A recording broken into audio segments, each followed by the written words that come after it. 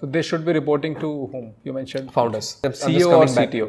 वो एक अलग चीज है. Okay. वो depends on your personal preference and how your thing is set up. Generally model नहीं होता है CEO और CTO में जो भी प्रोडक्ट हैंडल कर रहा है उसके पास रिपोर्ट कर दो. सिंपल. अगर आपका CEO को प्रोडक्ट समझ में आता है रिपोर्ट करो, नहीं समझ में आता है CTO को रिपोर्ट करो, उसको भी समझ नहीं आता है you have a CPO उसको रिपोर्ट करो, कोई इशू नहीं है. So that means head of growth reporting to CEO Exactly. or somebody who handles Correct. product. But the point is you have to report to the founders. नहीं तो process fast नहीं होगा. That was the main game कि marketing team का क्या होता है, the hierarchy is so high कि जब तक आपके दिमाग में आइडियाज आएगा ना, आप अप्रूवल में ही आधे आइडियाज माइनस होंगे and your decision making time will be longer. To cut short a decision making time the idea was कि एक लीन टीम बनाओ, फटाफट अप्रूव करो, मूव करो. मुझे क्रॉस फंक्शंस का कोई भी अप्रूवल नहीं चाहिए.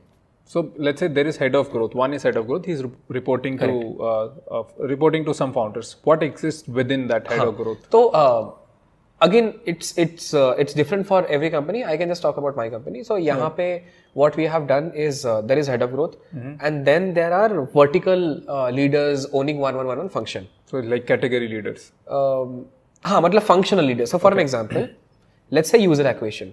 User acquisition के 3 पार्ट होते हैं. Paid part, non-paid part. Okay. Paid part is called performance marketing. So one person owning performance marketing. उसको टीम बनानी है, वो संभाले. Okay. One person owning SEO, ASO. उसको टीम बनानी है, वो संभाले. अब SEO, ASO के अंदर क्या आएगा? Backlinking आएगा, bloggers आएंगे, content writers आएंगे. So they will go under that team. पूरा का पूरा. So that's how the structure is divided. That if you have one person owning all the metrics and deciding कि क्या-क्या calculations करना है, कैसे करना है. And everybody has their specific KPIs. And everybody has their specific KPIs. Yeah. Correct, exactly. This is slightly more structured. I have worked in unstructured teams also. Like before this, it was just 2 people driving whole growth for a 500 member company. Okay. Before this. Which was a big video. Correct. उसका fun अलग था. उसके challenges बहुत अलग थे. क्या मैं उसमें फॉर्मल डाल सकता हूँ? नहीं डाल सकता.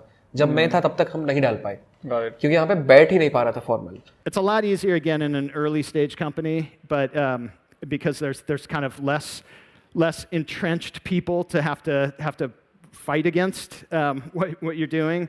But I think for anybody, it can be a fairly ad hoc process. So in the beginning, what you want is really at the very least, probably a product manager of growth who can kind of coordinate the resources around growth experimentation, and then you can give them access to design and engineering and copywriting and whatever other resources they need to do their job.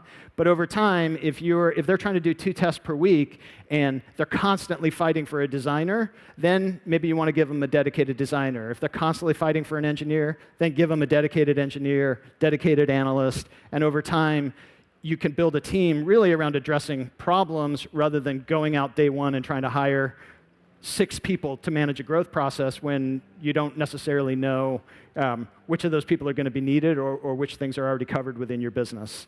Another thing you want to consider is contracting temporary resources around channels that are unproven. So what you don't want to do is go out and hire the world's best SEO expert only to find out that SEO as a channel doesn't work for your business. And so if you can have a temporary SEO person, a contractor come in and help you explore that channel, and then as you start to see signal, then maybe you want to bring in a full-time person. Same thing with Facebook, same thing with kind of a lot of external channels in particular.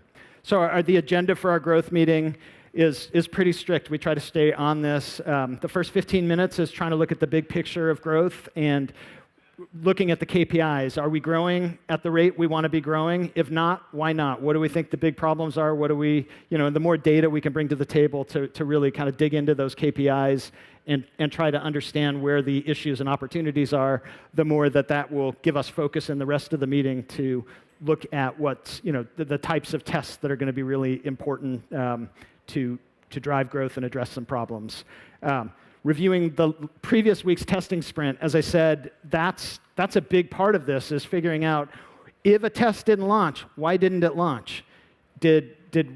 Were we not able to get time with the designer? Was one of the engineers out fighting a bug the whole week? Whatever it might be, was there a project manager that it was assigned to who didn't actually do any of the follow-through? So all of those things, it's not about finger pointing, but it's about figuring out what the issue is so that you, the next week, can address that and start to say, if you're always fighting for a designer, let's go and hire another designer, because this type of testing tends to be a lot cheaper than going out and just randomly spending money on media, but it requires an investment in resources. And so that the more that you can understand what's preventing testing, the better. Key lessons learned from the previous week, that's from any tests that were completed in the previous week. That's that our analyst takes us through that. 15 minutes of here's everything that we learned. Not surprisingly, our analyst actually has more ideas than anyone else on the team, because he actually gets to see first what's working and what's not working. And so as he's running that analysis, he's constantly plugging in new ideas into our backlog. And then selecting the tests for this week, that's where I talked about we've already in advance nominated tests, and now people on the team are pitching those tests.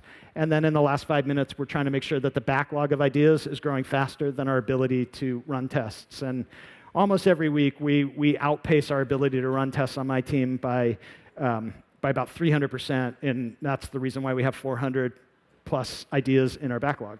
To me, the ultimate goal in a company is to create a growth culture. And I talked about Facebook has this growth culture, and I think the growth culture at Facebook has been driven from the CEO. The famous quote of Mark Zuckerberg is, "Move fast and break things." That's an experimental mindset.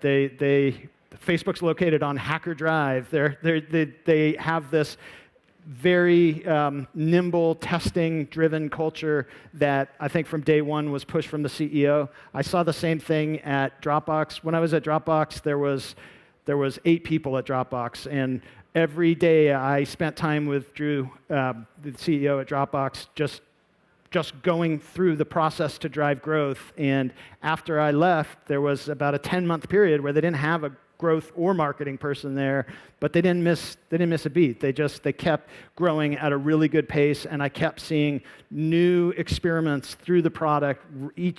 Every time I looked at it, there was some other growth experiment, like copy the link directly to the file, and then when you go in to get that file, you were going to be in a wrapper of Dropbox. Or the referral program actually came from was an idea from an intern, and it was based on best practices of what Zobni did, and Zobni learned it from another company, but ultimately it was championed and pushed through by an intern. So all of those things are a culture of growth, and that's really important. So in a bigger company, you might need some patience to get people on board, but part of the reason why I really liked focusing on early stage companies is that that culture is malleable up front. So take advantage of the fact that you can build a culture of growth and experimentation and data-driven decisions now.